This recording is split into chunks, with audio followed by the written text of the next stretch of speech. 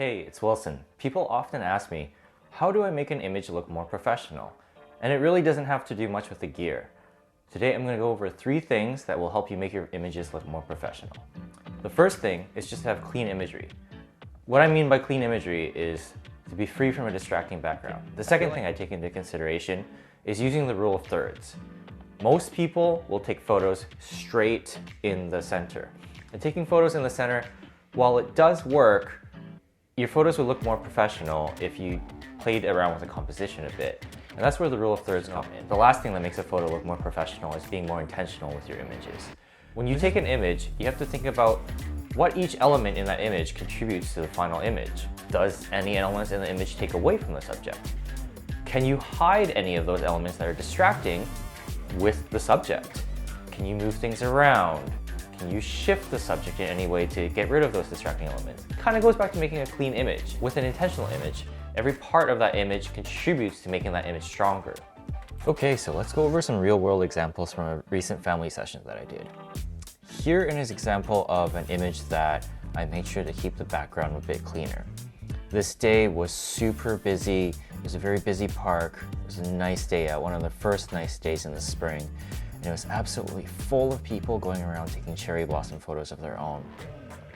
So I knew I had to be a bit strategic about where I placed this family in order to make it look not busy, like no one was around. So the first thing I knew I had to do was I had to take the family and cover up the people. There's actually a lot of people behind them in this photo. As you can see, there's a path right behind them. And luckily, working with a family, it's a good amount of people to use to cover up a good amount of people. So that's the first thing I did. The second thing is you'll see here, if you look carefully, there's a railing right here.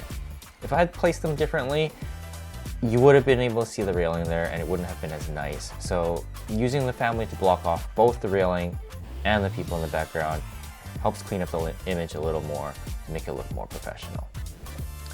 Moving on from here, we're going to look at an image that emphasizes the rule of thirds.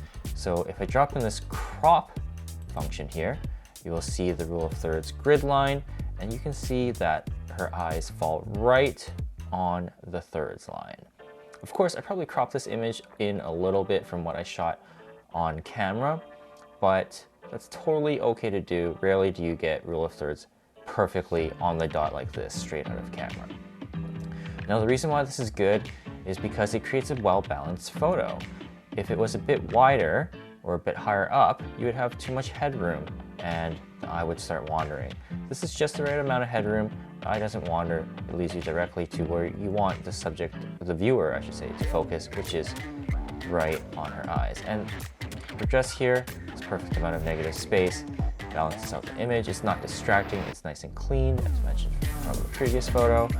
So yeah, it's a nice simple photo that emphasizes the rule of thirds. Generally, when you do shoot portraits, like a close-up portrait like this, there's really one general way to shoot it, and it's like this. Or compose it, I should say. There's other ways you can compose it, but the simplest way is just using the rule of thirds for a simple portrait like this, and it works really well. Lastly, we have being intentional with your photos. So they were taking a break while mom was changing into a different dress, and they started watching these boys play basketball. I could have shot this closer up, but I decided to shoot this further away, and what I did to be more intentional was while they were playing, I was actually watching them play, and I made sure to take the shot as this guy was going for this layup, I think, and it helps tell a story a bit better versus if they were just playing around here, because then it becomes kind of a bit of a mess, like what are they doing playing tag? You don't know, but here you can tell they're playing basketball because, well, he's jumping up towards the hoop and you can see the little orange basketball. But the focus of the image and what you see in focus is the dad and the 2 girls looking away at the basketball game that's happening. So here are 3 practical, real-world examples of an image that is cleaned up strategically while I was shooting it, an image that uses the rule of thirds, and an image that was a bit intentional. So to recap, there's 3 things that help make your images look more professional. The first is clean images, the second is using the rule of thirds, and the last is being more intentional with your images. I hope these tips help you bring your photography to the next level, whether you're just looking to improve your phone photos or you're a budding professional photographer.